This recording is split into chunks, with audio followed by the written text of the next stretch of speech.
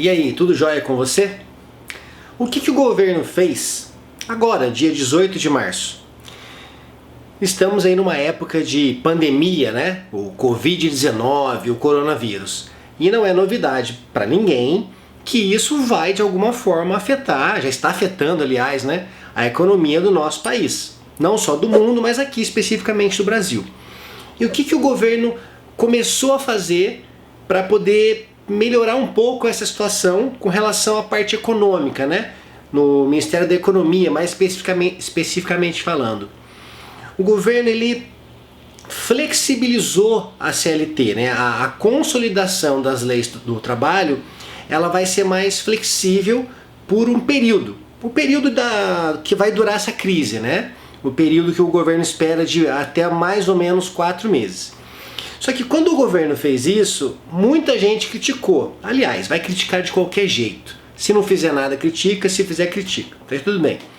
Só que muitos, eles criticam, dá a entender, pelo menos para mim, que ou eles são muito leigos, ou eles não sabem ler direito, ou só querem causar tumulto, só querem fazer barulho. Por quê? A melhor coisa, né, uma delas na verdade, não a melhor, uma das melhores coisas que o governo poderia fazer era isso. Por quê? No Brasil, né, quem mais emprega no Brasil são as micro e pequenas empresas. Tá? Isso é um fato. E quem mais sente na economia, além dos funcionários, vamos dizer assim, né, são os pequenos, as micro e pequenas empresas, pelo fato de ter menos dinheiro. Não é que as grandes não sentem, elas também sentem. Só que nelas o impacto é menor e mais lento, porque elas têm dinheiro, elas têm caixa para isso.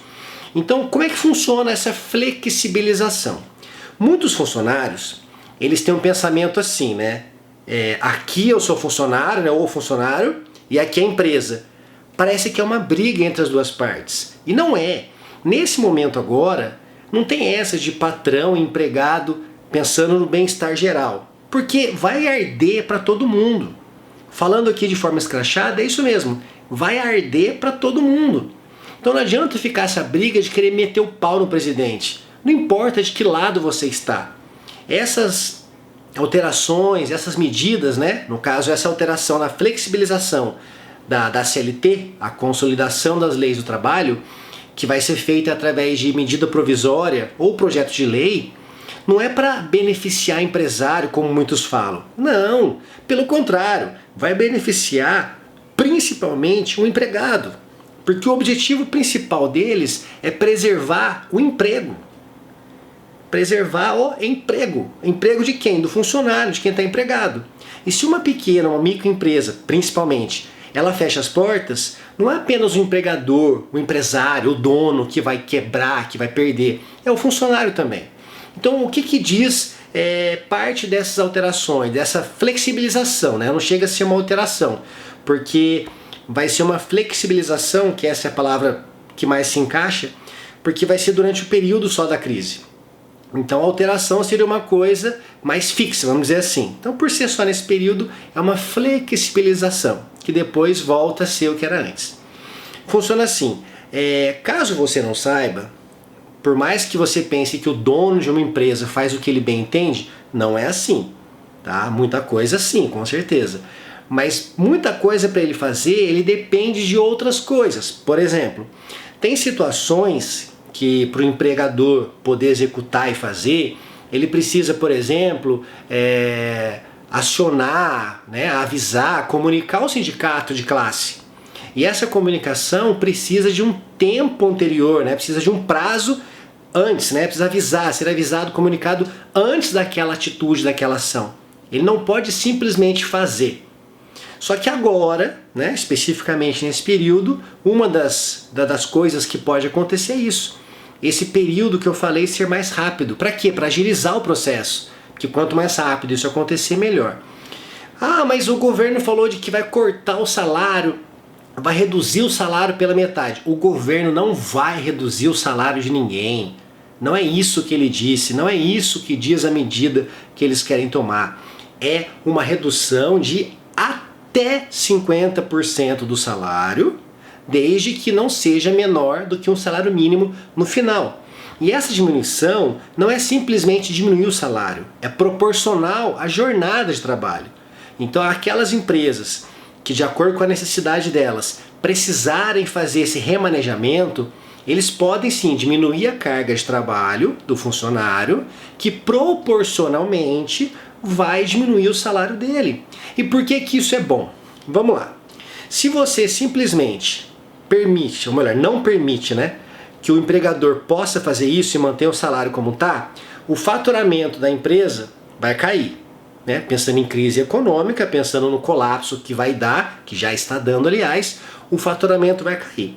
Aquele empregador não vai ter dinheiro para pagar. E o que ele vai fazer? Ele vai demitir esse funcionário, que é um direito dele. Lembra quando começou uma crise, né? Há alguns anos atrás, ali de 2014 para 2015, que o índice de desemprego subiu, aumentou demais e tal? Não foi isso que aconteceu? As empresas passaram a lucrar menos, a faturar menos, e o que aconteceu? O desemprego aumentou. Porque assim, o empregador, principalmente de uma micro e pequena empresa, ele não quer mandar alguém embora do nada. Ele pode, né, se ele quiser demitir aquele funcionário, ele pode até usar de uma situação como essa para aproveitar e mandar embora. Isso ele pode. Aliás, ele pode mandar até em outras ocasiões, né? Só que ele não acorda de manhã e fala, vou ver como é que está o tempo. Ah, tá um sol muito bonito. Vou mandar alguém embora hoje. Não é assim. O empregador ele não quer simplesmente cortar ninguém do seu quadro de funcionários. Porque quando ele corta, cai a sua produção, cai o seu resultado, que vai influenciar no seu faturamento. Claro, existem patrões que não são tão bons assim, como existem funcionários que não são tão bons assim. Né? Existem patrões que querem mandar alguém embora e pode utilizar dessa situação, e essa demissão muitas vezes ela nem é injusta. Às vezes aquele funcionário fez por merecer, embora ele vai dizer que não. É sempre assim, na maioria das vezes pelo menos. Então essas medidas que o governo tomou não vai cortar o direito de ninguém, como muitos estão falando, né? Como o pessoal de um lado começa a querer criticar. Não é isso. Ele quer flexibilizar para que as empresas se mantenham de pé, de portas abertas, e para que os empregados mantenham seus empregos. Não é um benefício para o empresário, não é um benefício para o empregador, porque no momento de crise o faturamento dele vai cair de qualquer jeito, o seu lucro vai cair de qualquer jeito. Então ele vai se ferrar e aqueles funcionários também vão um pouquinho se ferrar junto. É assim que funciona. Você ganha menos, eu ganho menos, ele ganha menos e assim vai. É claro, alguns vão perder um pouco mais de acordo com a situação de cada um, né? De acordo com o poder financeiro de cada um. Isso é lógico. Então essas medidas do governo, que não são medidas para baixar o salário de ninguém, não. São medidas para permitir que o empregador, a empresa, o empresário, possa remanejar ali, né? Estruturar melhor a sua empresa com relação aos seus empregados, né? Aos seus funcionários, para que eles continuem empregados. Para que no futuro, né, daqui a alguns meses, a hora que essa crise passar, e ela vai passar, para que esse empregado continue empregado.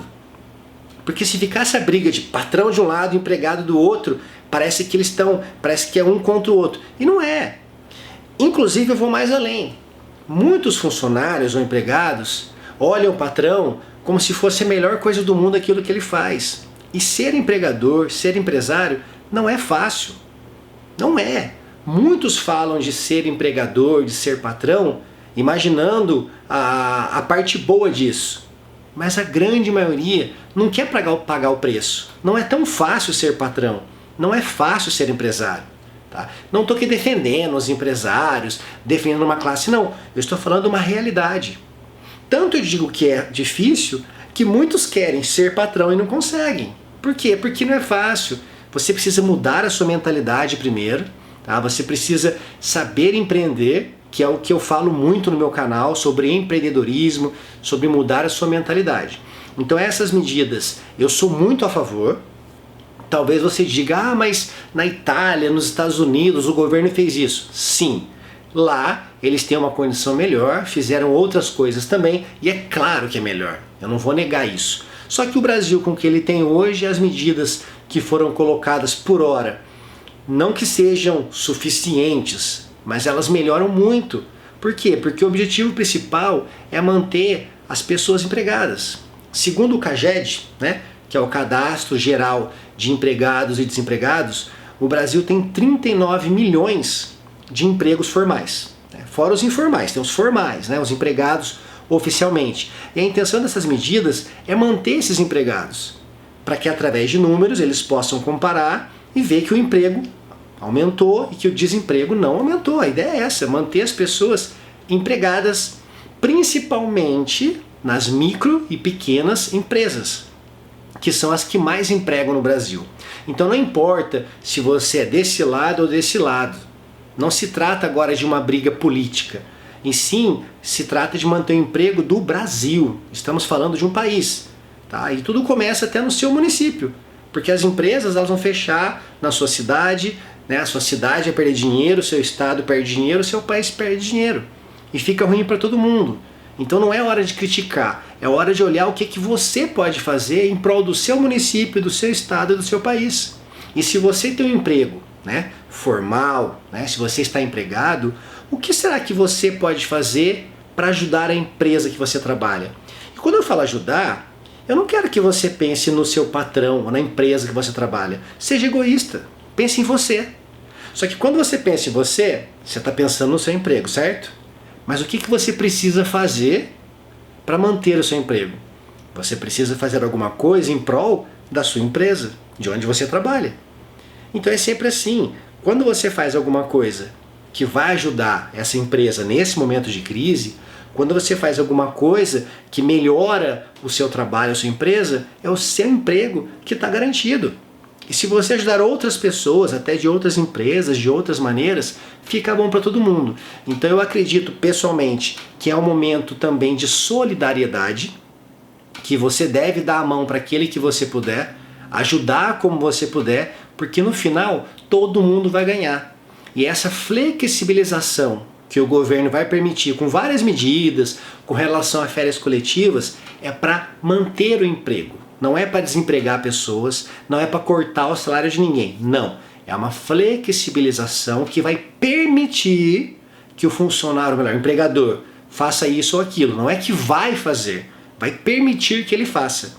Porque, segundo as leis que existem hoje, né, elas não permitem que o empregador faça o que a partir de agora, por um período, né, um período específico, ele vai poder fazer para manter o seu emprego. Porque se você está empregado, você tem um poder de compra, você gasta, você coloca dinheiro e esse dinheiro circula. E é bom para todo mundo, independente de você ser desse lado ou desse lado, tá bom?